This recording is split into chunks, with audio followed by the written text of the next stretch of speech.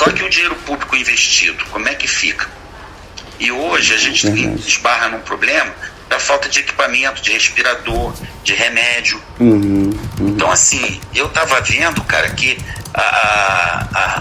o fundo do poço, né, era muito maior do que eu estava pensando. Por conta desse descalabro administrativo todo. Então, são contratos que eles não tocaram, que não venceram, que venceram, que não pagaram. Esse negócio de juntar quem faz com quem paga. Então, assim, uma série de coisas lá que eles fizeram, né, que no momento não dá para resolver de jeito nenhum juridicamente. Então, imbróglio jurídico. Esse diagnóstico sobre o serviço de saúde no estado do Rio de Janeiro certamente poderia ser feito por um representante do Ministério Público ou de outro órgão de investigação. Mas a fala é do próprio ex-secretário estadual de Saúde, Fernando Ferri, em entrevista ao Globo, publicada nesta terça-feira, um dia depois dele mesmo anunciar que estava deixando o cargo, pouco mais de um mês depois de assumi-lo. O motivo principal de eu sair foi que o meu CPF eu tenho que proteger. Sim. Por quê? Porque é o que eu te expliquei, a questão administrativa lá está tão ruim, entendeu? Que é difícil. O temor do ex-secretário é justificável, considerando que 66 contratos com valores que ultrapassam R$1 bilhão estão sob escrutínio. Na segunda-feira, o ex-subsecretário da pasta, Gabriel Neves, que está na cadeia desde maio, foi denunciado à Justiça pelo Ministério Público por improbidade administrativa, suspeito de integrar uma organização criminosa que teria obtido vantagens com a compra de respiradores para pacientes com Covid. O resultado do que o próprio ex-secretário chama de descalabro foi sintetizado pelo jornalista Edmilson Ávila, da TV Globo, no RJ1 de terça-feira. Então veja, gente, olha o que aconteceu com o nosso dinheiro. De tudo aquilo que prometeram pra gente, de tudo aquilo que o governo do estado falou, com 7 hospitais, mais hospital modular, tudo aquilo, hoje tem apenas 105 pacientes. Afinal, onde está o fundo do poço do sistema de saúde do Rio? Por que o secretário que acaba de pedir demissão disse que tentou, mas não conseguiu dar conta do problema? Quais são as medidas que poderiam ser adotadas imediatamente e no longo prazo para solucionar a crise agravada com a pandemia do novo coronavírus? Esses são os temas do Ao Ponto desta quarta-feira. Eu sou Carolina Moran, estou com Roberto Maltic, os dois em home office, e neste episódio a gente conversa com o repórter Paulo Capelli e com a colunista Lígia Bahia, doutora em saúde pública pela Fiocruz. Fique com a gente.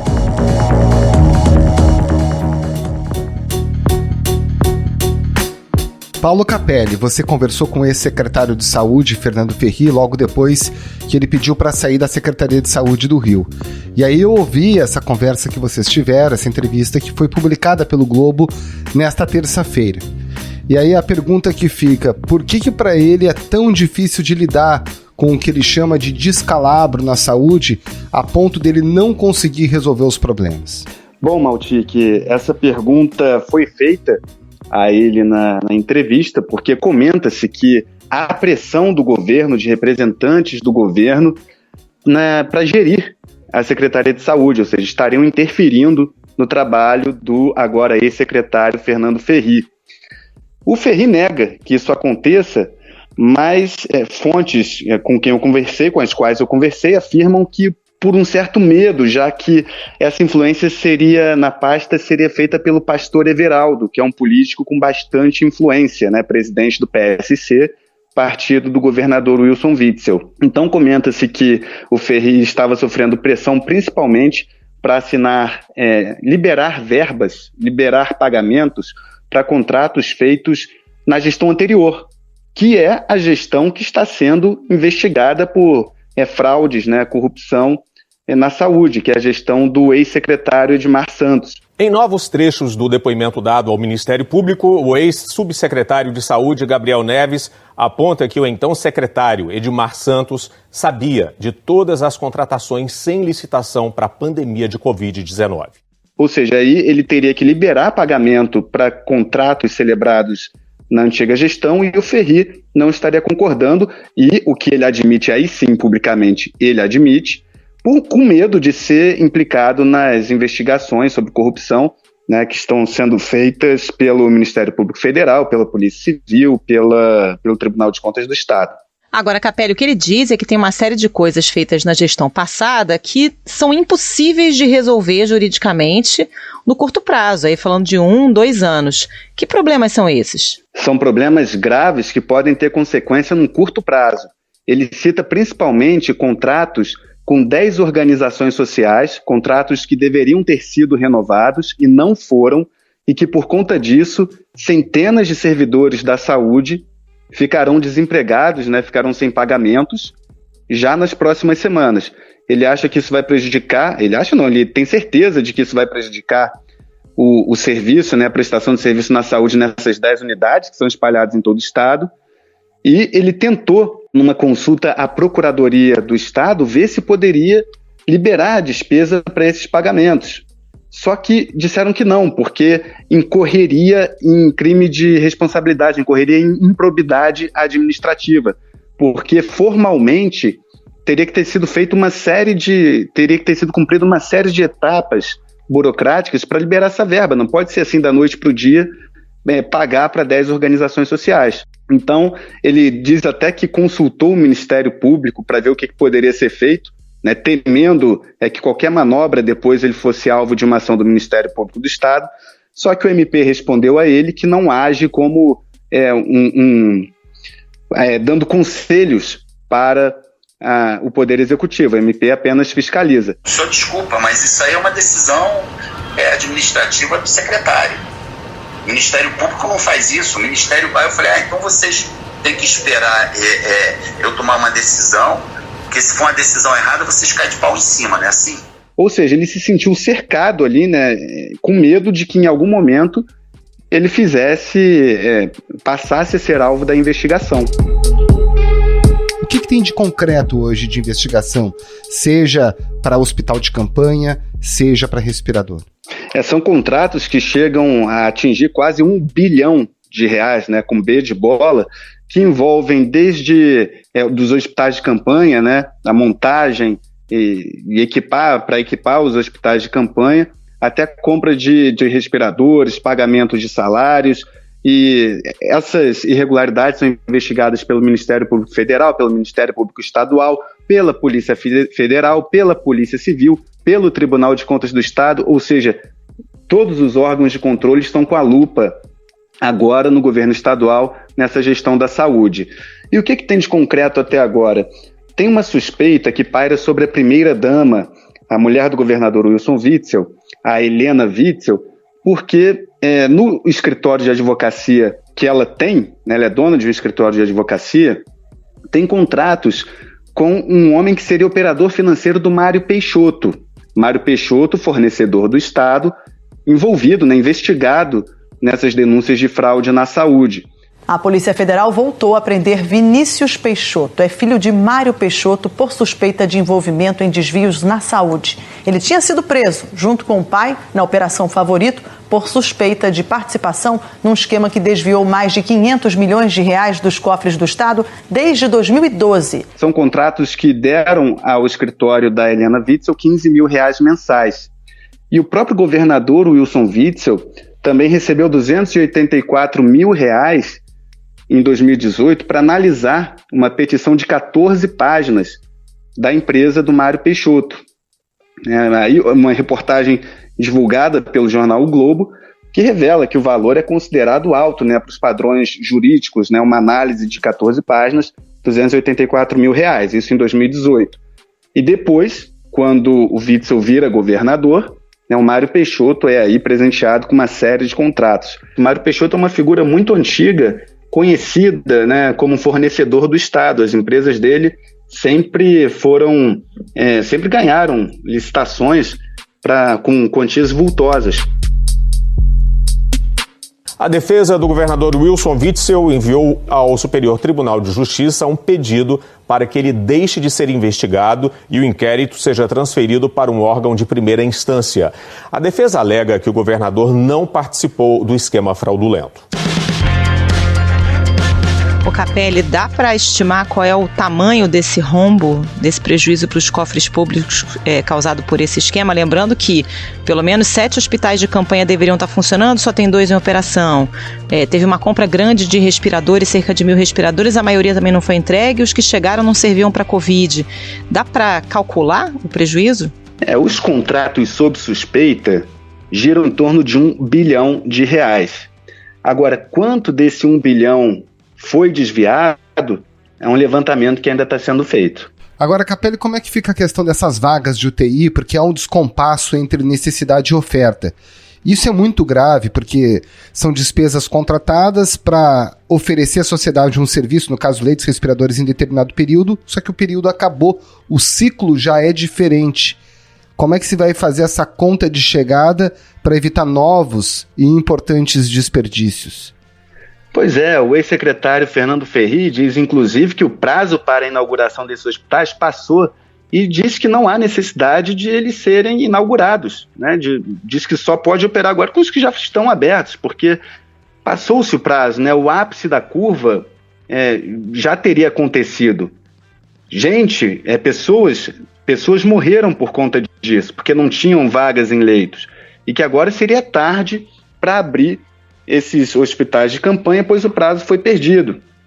Já o governador Wilson Witzel pensa diferente, até para não ficar tão feio assim, né, para ele ter pago os hospitais e não abrir, ele defende que haja abertura, mesmo que tardia, né, era uma divergência que tinha o Ferri com o governador Wilson Witzel, que o Witzel quer inaugurar hospitais de campanha, mesmo já tendo passado esse prazo de pico, enquanto Ferri diz que não tem que gastar dinheiro com esses hospitais. Mas, ao mesmo tempo, o Ferri admite que há uma preocupação com falta de respiradores, com falta de leitos, né? Ou seja, talvez a alternativa seja inaugurar, não todos, mas apenas alguns desses hospitais de campanha. É, de fato, uma situação muito complexa que foi o que levou o Ferri a falar que o Estado chegou ao fundo do poço.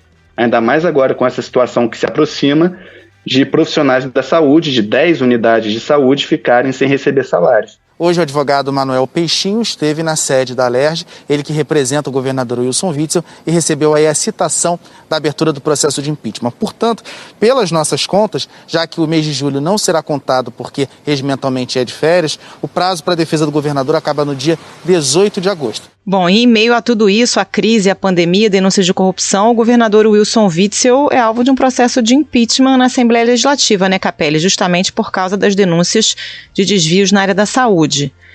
Qual é a tendência hoje na Assembleia Legislativa? Como é que está a situação do Witzel no Legislativo?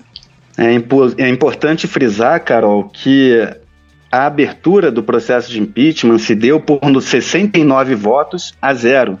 69 deputados votaram a favor da abertura do processo de impeachment e um deputado faltou à sessão. Ou seja, há um descontentamento muito grande da Assembleia Legislativa com o governador Wilson Witzel. Nos bastidores comenta-se que o Witzel, por ter sido juiz, ele adota uma postura um pouco considerada soberba pelos deputados.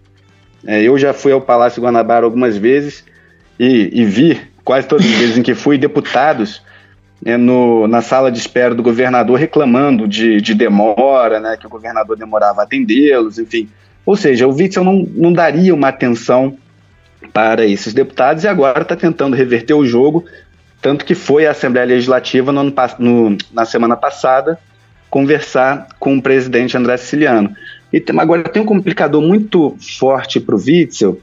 Primeiro ponto, o primeiro fator, as denúncias são muito graves, né? A gente está falando de corrupção na saúde.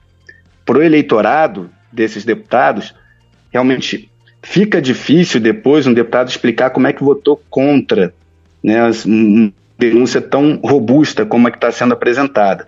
E o outro ponto é que há uma boa vontade dos deputados estaduais de que o Cláudio Castro, vice-governador, assuma no lugar do Witzel. O Cláudio Castro foi chefe de gabinete do deputado estadual Márcio Pacheco por 10 anos. Então ele é conhecido da maioria dos deputados e é apontado como uma pessoa de mais fácil acesso, né, que o deputado vai conseguir conversar a hora que quiser, que até para pleitear demandas seria mais fácil com o Cláudio Castro. Então, esses dois fatores dificultam bastante a vida do Witzel na Alerj. Paulo Capelli, obrigada pela participação. Bom trabalho para você. Valeu, Capelli. Um abração. Para vocês também. Obrigado. Tchau, tchau. Professora Lígia Bahia. O estado do Rio de Janeiro saiu de um processo traumático que veio do governo Cabral e depois do governo Pezão, entre outras irregularidades, muitas na área da saúde. Aí chega o novo governo, uma pandemia e contratos da ordem de R$1 bilhão sob investigação e com grandes suspeitas de irregularidades. O que aconteceu nesse caminho, que os problemas continuaram, mudou o governo e aparentemente a roubalheira continuou? Eu penso, claro, a gente tem que concluir, na realidade eu não sabia disso, eu jamais poderia imaginar que tem uma continuidade, né? Na realidade os governos não são os mesmos partidos, não são as mesmas personalidades que estão no governo, não são os mesmos, digamos assim, os mesmos perfis de secretários estaduais de saúde. Entretanto, a gente nota que a conexão entre o sistema de compras da Secretaria de Saúde e o parlamento local, ele continuou intacto, praticamente intacto, como se não tivesse ocorrido nenhuma mudança.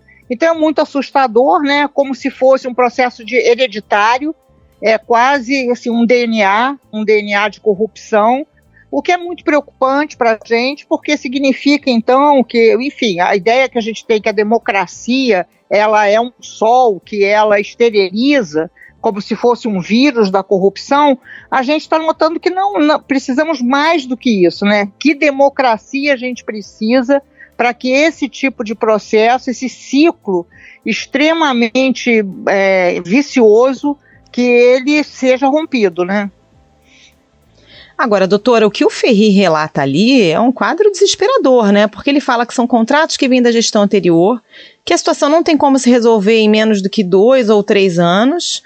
A consequência é deixar de pagar esses contratos e aí muitos funcionários vão ficar sem receber, a população vai ficar sem atendimento. Como é que desata esse nó? Essa ideia que nada é possível ser realizado na gestão é uma falsa ideia. Na realidade, a gente tem uma fundação municipal, uma empresa municipal de saúde que pode contratar pessoal, tanto pode que foi a empresa que contratou o pessoal para o Hospital Universitário da UFRJ, que é federal. Veja, então a gente tem um núcleo federal no Rio de Janeiro. Se a gente tivesse uma mínima coordenação, se a Secretaria Estadual de Saúde se dispusesse a cumprir o seu papel é de coordenação, ser autoridade sanitária estadual, daria para a gente fazer muita coisa. Agora, se a gente pensar só assim, eu estou aqui, eu e as OSs, aí realmente é uma situação que, né, se correr o bicho come, se ficar o bicho pega. Mas haveria sim alternativas. Eu penso que haveria alternativas. Agora, assim, isso é teórico, né? Eu não sei qual apoio político que o secretário tinha ou que deve ter para dar esse passo, porque é claro que há muita amarração, né? A gente sabe disso, né? Eu sou leitora do Globo, então eu vejo o que foi aquele vai e volta da assinatura. O S é descredenciada, não é descredenciada, vai e volta, significa que alguém quer que a SOS continue sendo credenciada, né? O novo secretário de Saúde será o coronel do Corpo de Bombeiros, Alex da Silva Busquet, de 43 anos. Ele é tenente-coronel e entre as principais atividades é médico do grupamento de socorro. Enfim, ele já tem um longo currículo aí como médico do Corpo de Bombeiros. Trabalhou também no IASERJ, que é o Hospital dos Servidores. Ele, portanto, será o novo secretário de Saúde do Estado, substituindo, portanto, o secretário Fernando Ferri. Então, eu realmente não sei. Eu acho também que, assim, se o secretário de Saúde ele é secretário e ele está completamente amarrado, ele não pode se mexer, talvez seja impossível mesmo, né?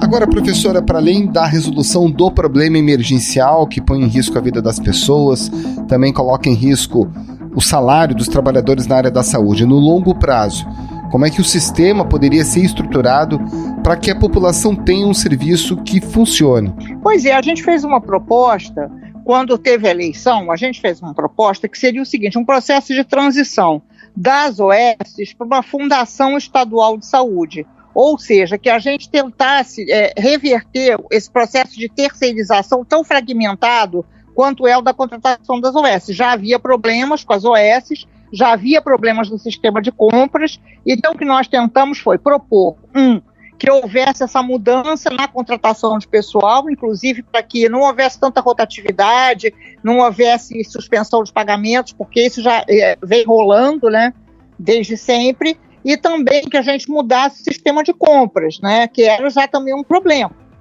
da administração Sérgio Cabral, que levou o antigo secretário de saúde à prisão, né? A manhã de terça-feira começou com a prisão preventiva do ex-secretário de saúde Sérgio Cortes, do empresário Miguel Skin, dono da Oscar Skin, e do sócio dele, Gustavo Estelita. Os três são acusados de corrupção passiva e ativa, lavagem de dinheiro e organização criminosa. Então, digamos assim, duas áreas que são muito, muito visadas e por todos nós sabemos disso, todos nós sabemos que tem que mudar. Não mudou.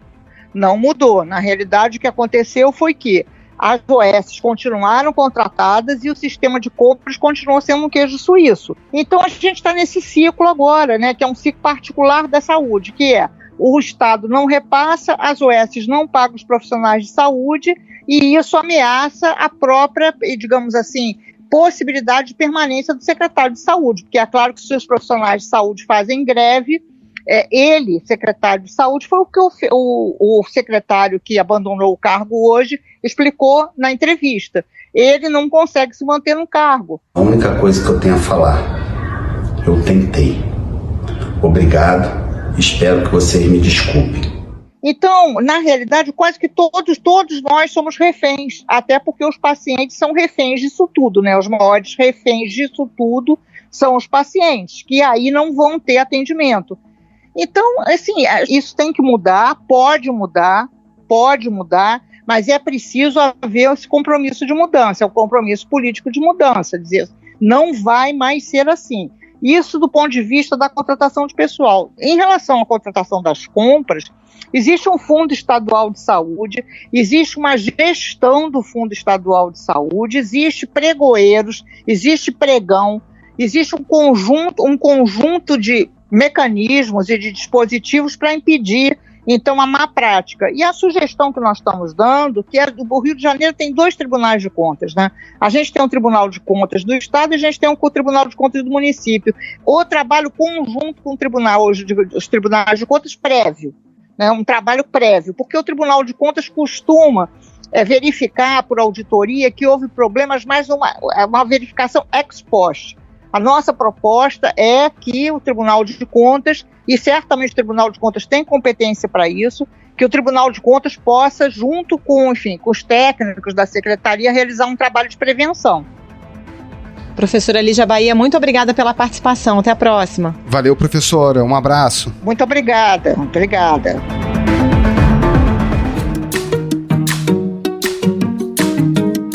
Esse foi o Ponto de Hoje, o podcast diário da redação do Globo. Nessa conversa a gente conta com a participação de toda a equipe do jornal, as mesmas pessoas que levam até você informação e análise de qualidade todos os dias. Quer saber mais? Assine o Globo. Acesse assineoglobo.com.br e confira todas as notícias e reportagens especiais. Lembrando que todo o material de utilidade pública relacionado ao novo coronavírus está disponível também para quem não é assinante. A edição é do João Guilherme Lacerda. Tchau. Até mais.